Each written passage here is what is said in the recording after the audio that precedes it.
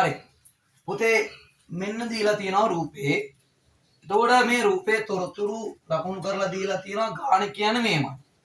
රූපේ O කේන්ද්‍රය වූ හරි රූපේ O කේන්ද්‍රය වූ වෘත්තයේ AC සමානයි CB සමානයි සෙන්ටිමීටර 4යි.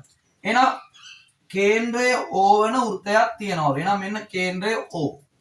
O වෙන වෘත්තයක් තියෙනවලු. ඒ වෘත්තේ මෙන්න මේ AC කියන දිගයි මේ කවුද පුතේ CB කියන දිගයි සෙන්ටිමීටර 4යි. ඒ දෙන්නම එකිනෙකට සමානයි කියලා ගානේ කියනවා. ඊළඟට අපෙන් ආන්නේ ගානේ මොකක්ද යා? අපෙන් ආන්නේ තමා ගානේ යා මෙන්න මේ රතු පාටින් මම ලකුණු කරන මෙන්න මේ කෝණය. ඒ කියන්නේ OAC කෝණේ විශාලත්වය කීයද කියලා යන්නේ. එහෙනම් අපිට පුළුවන් පුතේ මෙන්න මේ කෝණේ විශාලත්වය හොයන්න පුළුවන්. අපි මෙන්න මෙතන මේ දන්නවා නම් මෙතන කෝණේ. මෙන්න මේ ත්‍රිකෝණේ OAC කියන ත්‍රිකෝණේ මෙන්න මෙතන කෝණේ දන්නවා නම් අපිට යා හොයනවා කියන එක සරල කාරණයක්. එහෙනම් අපි මෙතන කෝණේ විශාලත්වය වුණා නම් හරිනේ. ඉතින් මේ විශාලත්වය කීයද කියලා අපි හැමෝම දන්නවා. ඒකට හේතුව දැන් AB කියන්නේ කවුද? AB කියන්නේ පුතේ වෘත්තයේ කවුද? ජාය. AB කියන්නේ වෘත්තයේ ජාය. එතකොට AB කියන ජායේ හරි මැද නැත්තම් මධ්‍ය ලක්ෂය කවුද? C. එහෙනම් AB කියන ජායේ මධ්‍ය ලක්ෂය C. Cට කේන්ද්‍රයේ ඉඳ අඳිනවා පුතේ කවුද? රේඛාවක්. ඒ අඳින රේඛාව පුතේ අනිවාර්යයෙන් මොකක් වෙනවද? මෙන්න මේ AB කියන ජායට මොකක් වෙනවද? ලම්බකයි කියලා කියනවා. ඒ කියන්නේ මෙන්න මේ කෝණේ කීයද පුතේ? අංශක 90ක් වෙනවා. එතකොට මේ කෝණේ 90යි නම් අපිට මෙයා හොයන්න පුළුවන් සරලව. එහෙනම් අපි දන්නවා දැන් අපි දන්න දේ අපි ලියමු අනිවාර්යයෙන්. එහෙනම් අපි දන්න එකම කාරණා මොකද්ද?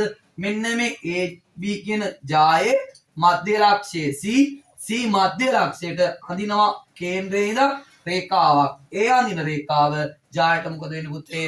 ලම්බකයි කියලා දන්නවා. එහෙනම් අපිට කෙලින්ම ලියන්න පුළුවන් මෙන්න මේ කෝණය. ඒ කියන්නේ ACO කෝණය සමානයි පුතේ කීයද? අංශක 90ක්. ඒකට හේතුව මොකද්ද? කේන්ද්‍රයේ සිට ජායේ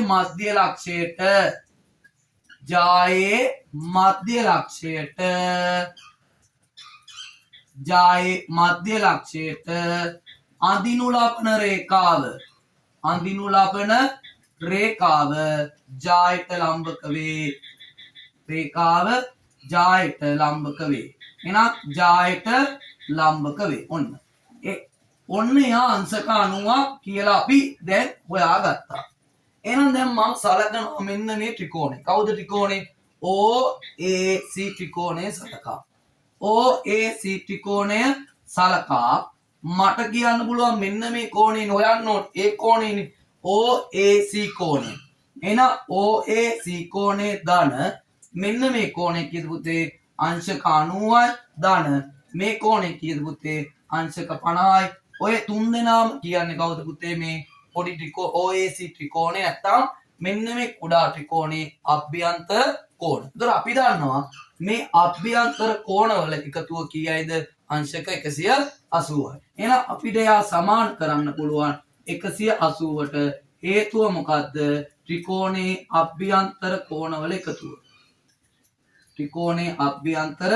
කෝණවල එකතුව.